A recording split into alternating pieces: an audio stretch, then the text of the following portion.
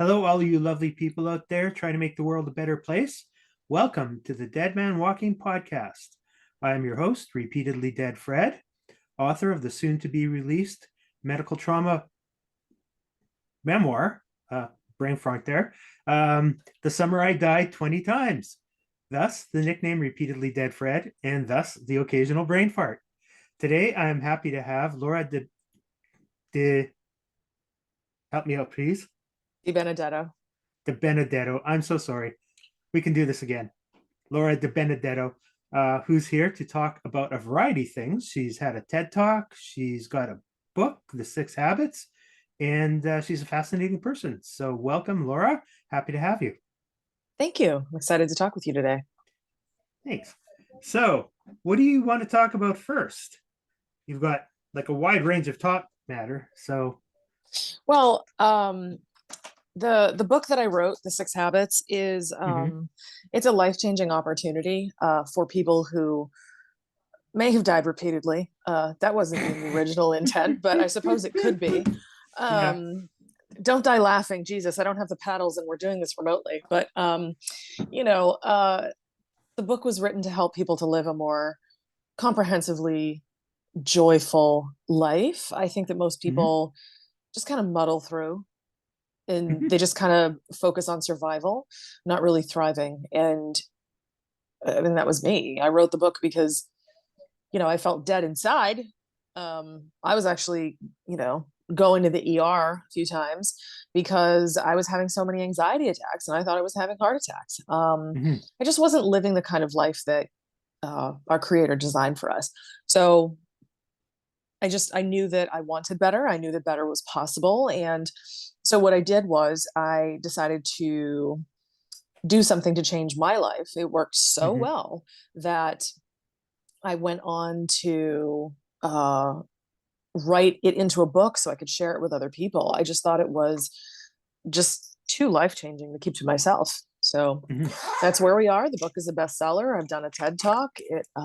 It's really That been is so changing a lot of cool. lives. Yeah, thank you very much. So where did you do your TED Talk? I actually did that remotely from Hawaii. Oh, cool. Okay. Yeah, it was really cool. I hear the training they give you for a TED Talk is just amazing.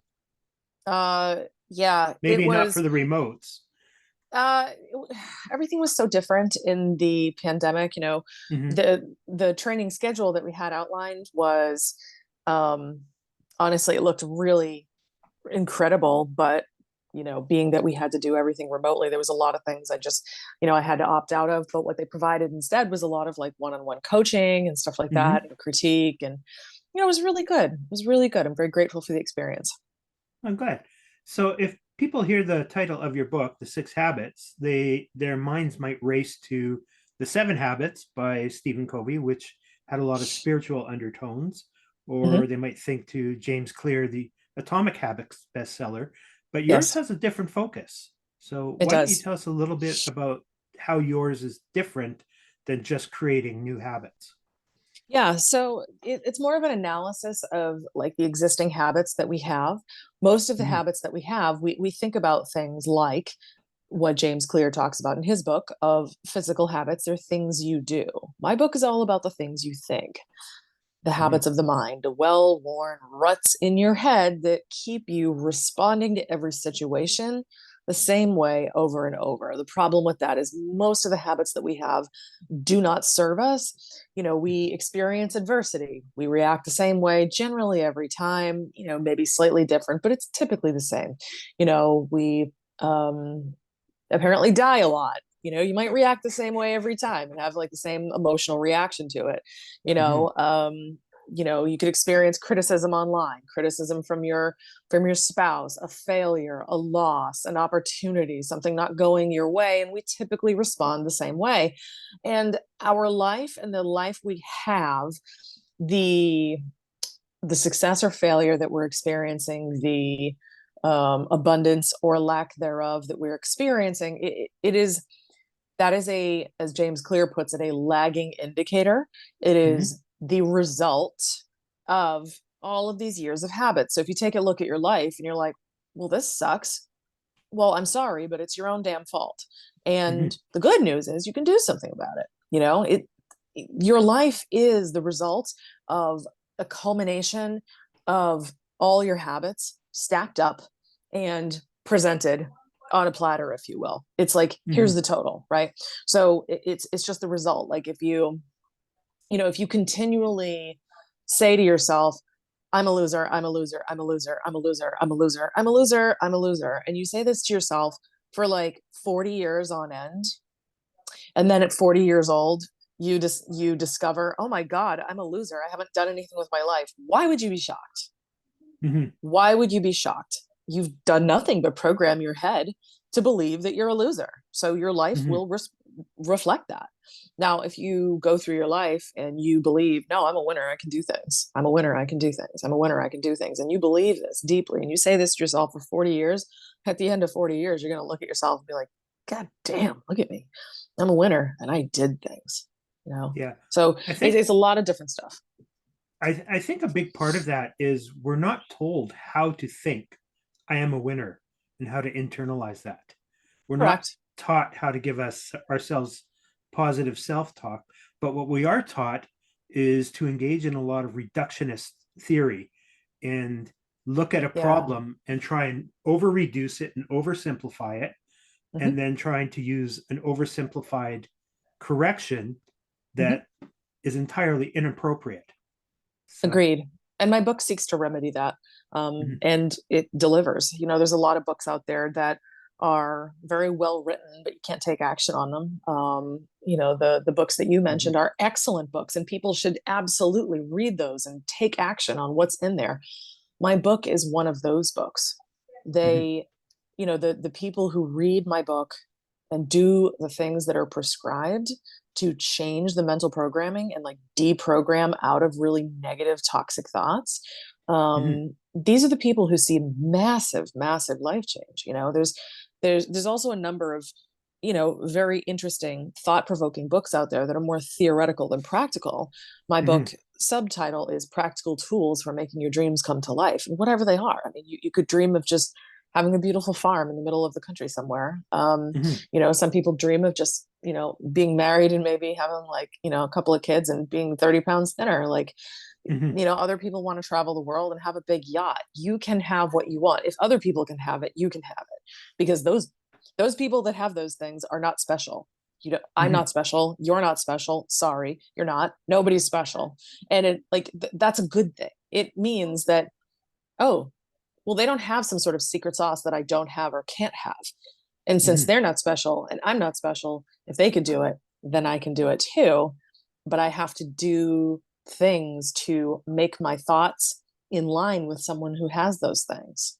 I want Mhm. that stuff. I want my dreams. I want to do the things. I want to start the business. Whatever it is that you want, you have an opportunity to create it for yourself, but it all starts in your head. Absolutely. And vocalizing things also helps. You know, It does. the Old Testament says that, the universe was created with words. God spoke, let there be light. And, there's a power to that. You can Yes. really, really, if you speak to yourself, not just internally, but externally, that really penetrates. Hmm. Absolutely. So, you know, there are 6 habits, and I'd be happy to review one of them with you. Mhm. Um, That's a it's not teaser. something. Yeah, I'm not going to give away all 6. You have to read the book for that, or watch the TED Talk because they're all mentioned in there. But Mhm. you know, you're talking about how you speak to yourself. So let's Mhm. talk about the habit of kindness. That's the first one mentioned in the book. So Mhm. kindness is the way you treat yourself. It's not the way you treat others. It is mentioned in the book how you treat others, but it's easy to be nice to other people. You can do Mhm. that. Even if you want to stab them in the eye with an ice pick, you can still be nice to people. I ought to Mhm. know. I drive through traffic. I Mhm. feel the urge, right? But like the hard thing the hard thing is not restraint of not being a jerk to other people. The hard thing is the restraint of not being a jerk to yourself, Mhm. because there's no immediate discernible consequence that people experience. So they Mhm. just keep doing it. So the habit of kindness is the thoughts, words, and actions of love toward yourself from yourself. So I'll give you some examples. one of the things that a lot of people do is when they're about to do something that they find scary, they just lean into that. They'll be like, oh my God, I can't do this, or I'm going to screw this up. Hmm. I can't do this. And they get paralyzed with fear. I mean, just go with me for a second here. Like, I can't do this. I'm a failure. Oh my God, what am I thinking? I'm freaking out. I can't handle this. Oh my God, I can't do this. I can't go into this meeting. I cannot ask my boss for like a $12,000 raise. I can't do this. And what happens is sometimes we screw it up.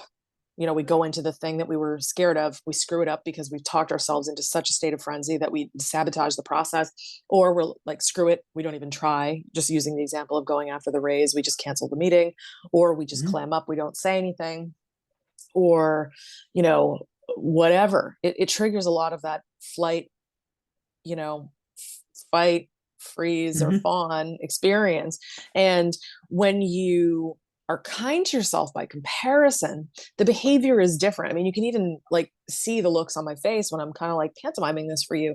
It's like, when you're in the negative, it's like you see the stress on the face. But when it's like, no, I got this. I got this. I can do this. I'm going to go in there. I believe in myself. I got this.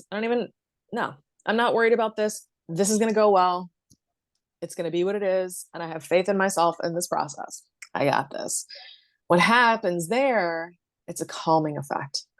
It's a calming effect. It's a magnetic effect. Because if you see someone walking in who's really not on their A game and they're like really off, and they got all this yucky body language and this yucky like energy. Let's say you're the boss that's about to be pitched for $12,000 raise. You see all this negative body energy. You don't understand necessarily what it is, but you're not excited to do something nice for this person Hmm. because you're just receiving all this negative energy off this person, even though you can't name what it is. You don't know what it is. You just feel it.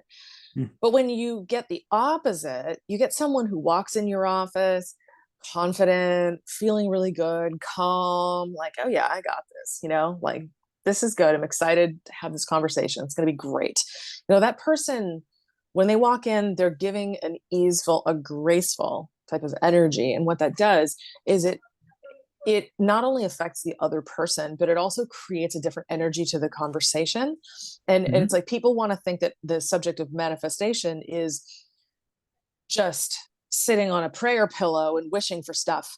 But it's not. Yeah. It's also the energy of what you wish to attract. And the energy that you have will impact the energy of the person that you wish to receive stuff from. So if you treat yourself like crap, you're less likely to get what you want because you're destroying your energy. If you treat yourself really, really well, it's okay to be scared. I'm scared every day. But like, Hmm. if you treat yourself really well, you affect your own energy differently, thereby affecting other people's energy differently and affecting your outcomes differently. When you just have this energy of prosperity and possibility, you can move mountains, you can have anything you want. But when you've got the energy of a loser, you tend to perpetuate that and get more of it. So Hmm. with the habit of kindness, now I notice that we're talking about behaviors and everything, but I want to be really clear. A habit is something you do unconsciously. So with the two examples I gave you of like the real negative, oh my God, I suck, I can't do this, that's a habit because this fictitious person I just made up, right? Let's call him Bob. Poor Bob. Bob feels like crap about himself. And Bob has been having this reaction and this response to stress or fear his whole life. Bob has always reacted this way. Bob has a very bad mental habit of unkindness to himself, right? So the other person, Larry, okay, Larry is a baller. He feels good about himself. He walks into the meeting with the boss to ask for the $12,000. Larry has a different energy because Larry's always had a different energy because it's his habit. When he's confronted with stress or, oh my God, this is really scary, he's like, no way, man, I got this. And that's his habit. A habit is something we do automatically. You don't have to try. So here's the thing I can tell you right now, it's the secret sauce. You need to be nice to yourself and be like, oh, cool. You're not going to change your life by me telling you that. You will not. Nobody will. However, I mean, honestly, even if you read the book, you will not change your life. But the reason why the book exists is because it has strategies and practical tools for you to use to help you change your habitual thinking so you become habitually kind to yourself. Because being kind to yourself, not a new idea. Your mom probably told you this stuff, but like to your point, we weren't taught how to do it. This book teaches Mhm. you how to do it. So it's like, oh, wow, well, how do I actually automatically be nice to myself so I can have a better energy around me and affect all of my possible outcomes much better? How can I create prosperity for myself? Well, you have to change how you show up in life. And you do Mhm. that by changing your nugget. And it can be really simple things. We've all heard the phrase charity begins at home, but Yes. home is you. You should Yes. be your first charity and working on the things you just alluded to.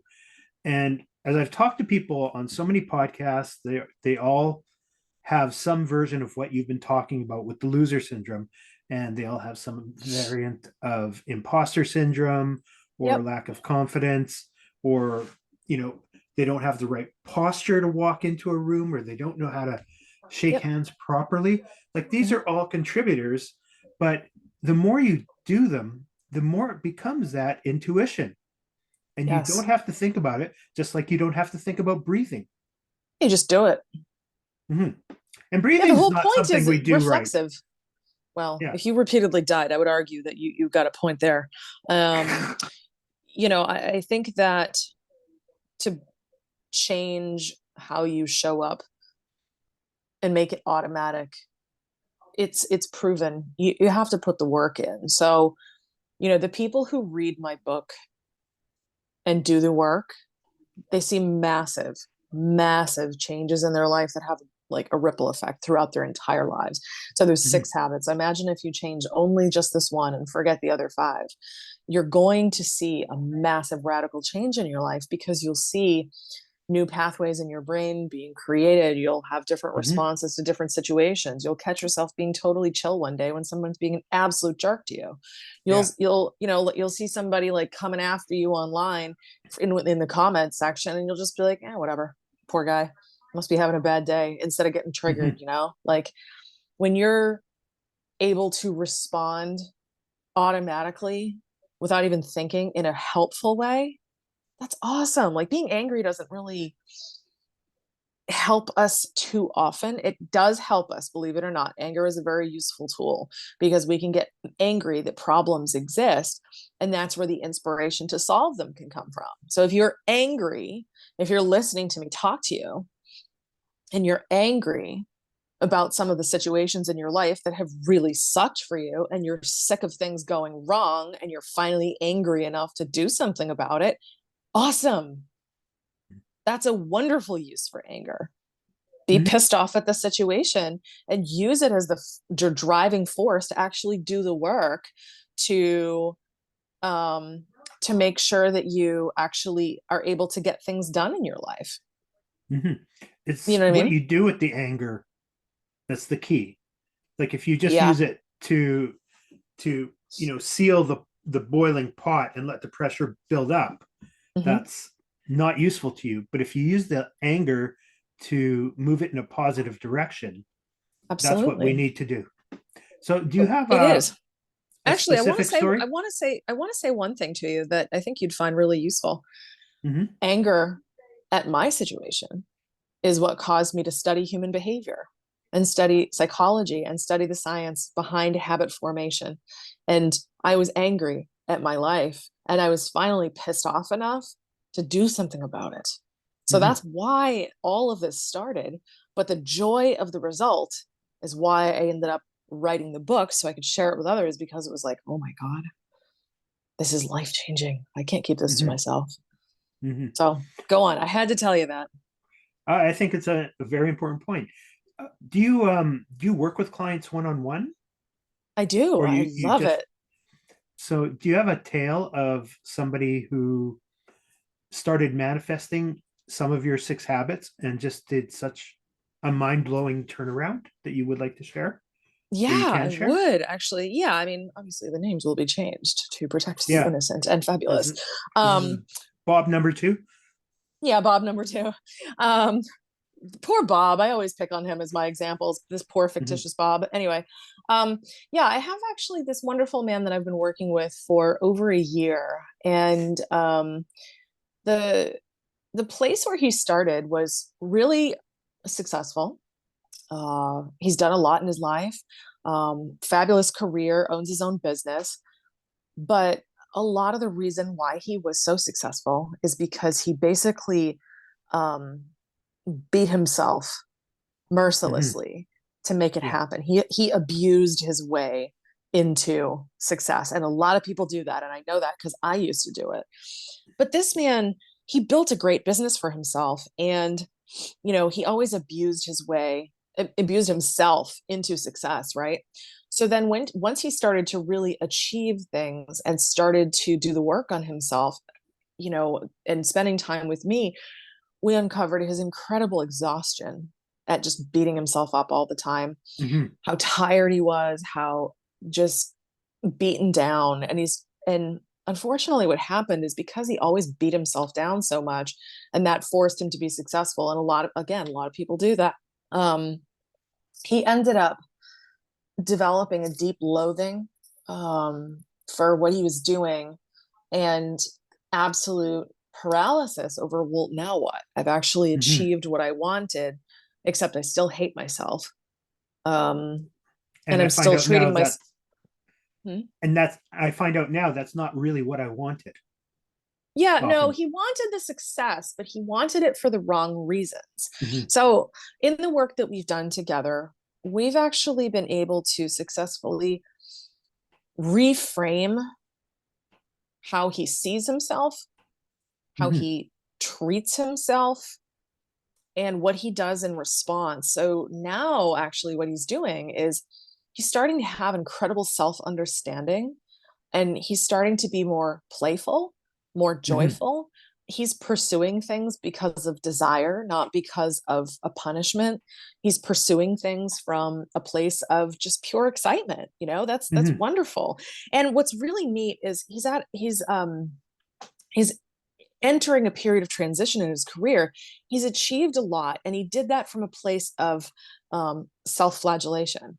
Hmm. Now now he's in a place where he's kind of retiring, sort of, and able to transition out, and he's like, well, now what? Well, now what, Hmm. honey? You get to actually create from a place of joy. You feel differently about yourself, so you built this, you did it, okay. Now you need to step away because you did what you set out to do, you succeeded, and you're also bored by it. So now let's move on to this next chapter of your life, because now you're a different man. Now you're a different man who sees himself through the eyes of love, who treats himself with the thoughts, words, and actions of love, excitement, curiosity, playfulness. And because of all of these things, now you get to create and build and adventure from a place of just absolute childlike glee. Isn't that Hmm. awesome? So now, the last session that we had, we were talking about all the possibilities for what he might like to do. We were able to uncover that some of his biggest, I guess, liabilities and disabilities are actually his assets, and to use Hmm. those differently to his advantage. I can't get into those. But we're also talking about the possibilities for what this next chapter would look like. Because when we think about retirement, right, his brain first went to the place that most people think about. Well, I guess I could golf. I guess I could go fishing. It's like, yeah, but Hmm. honey, you're a young man, and you're like, you love to create and build, and now that you finally know how to treat yourself, and you are the man that you were supposed to be, you're kind and you're thoughtful to you, um now you can actually do the thing that you deeply love, and you can still go golfing and fishing, but like, now you should start another business because you love yourself and you're excited, and you don't have to be successful. This one is a pure joy business.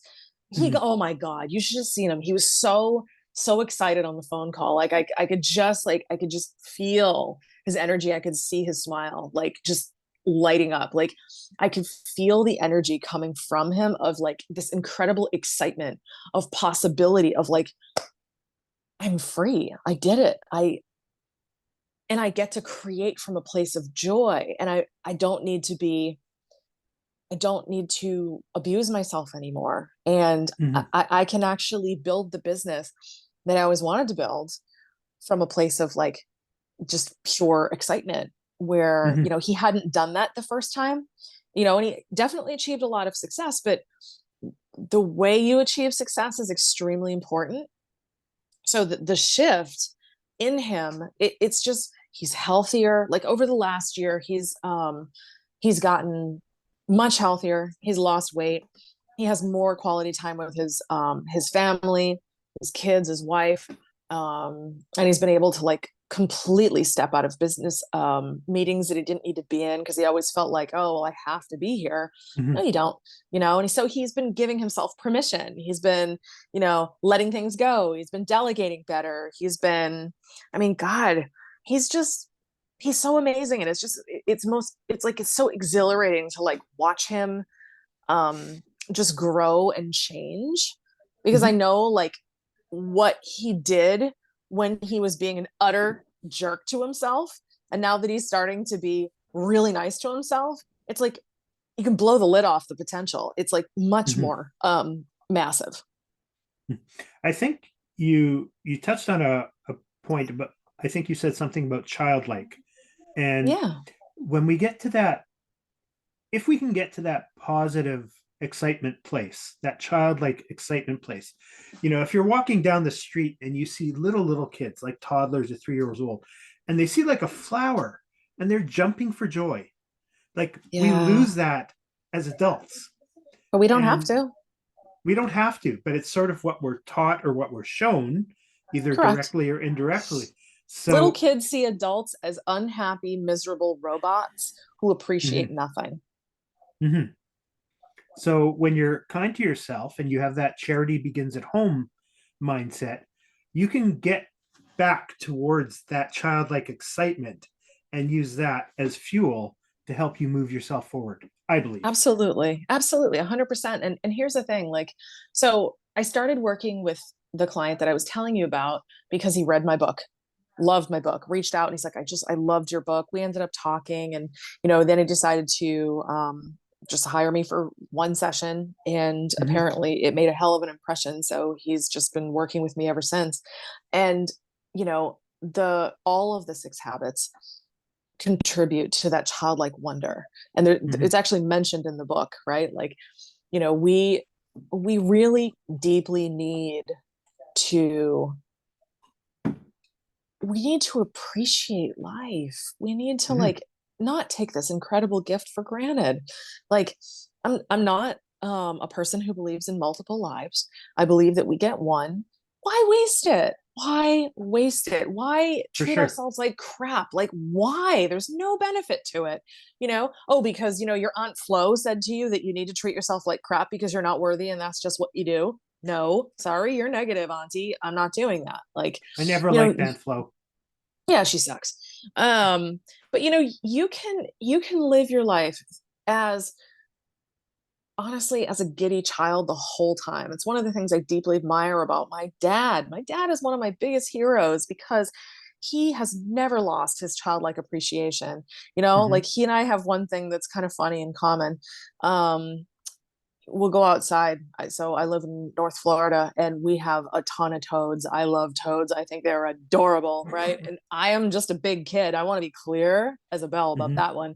Um, so I will go outside with my dad. And I'll be, Dad, oh my God, it's a toad. And then we'll both rush over and pick up the toad. Oh my God, he's so cute. And it's like, to be able to approach life with that kind of excitement, like, oh yes, I get to have this meeting with this person, or yes, I get to do this podcast interview, or like, yay, I made a friend today, or like, hey, I got to sit at the airport bar. Screw it, I'm gonna have a beer and make a friend next to me, and like, life Mhm. becomes a big playground, and you like.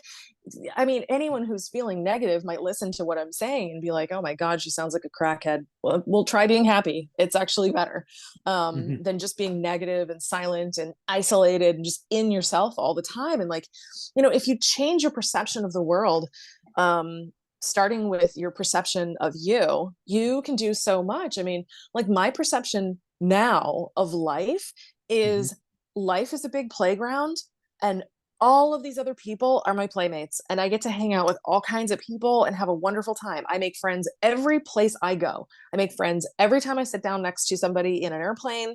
By the time we leave the plane, we're besties. I make friends at the airport. I go to a restaurant. I'm friends with everybody. And why not? Like, life Hmm. is so friggin' short. Like, enjoy the ride. And if Definitely you is. if you have that kind of excitement and exuberance for just meeting people, but like, think of work or business or family as a playground, and like, I get to share my life with my wife, and I get to Hmm. play with her every day, and like, we get to have fun being silly and making toast and cleaning the litter box and whatever, and like, just life can be so playful and fun, and Hmm. it doesn't have to feel like this friggin' slog. And most people make it suck because we just learn misery from those around us, but we Hmm. can choose joy, and I've mapped it out for you. So Yeah.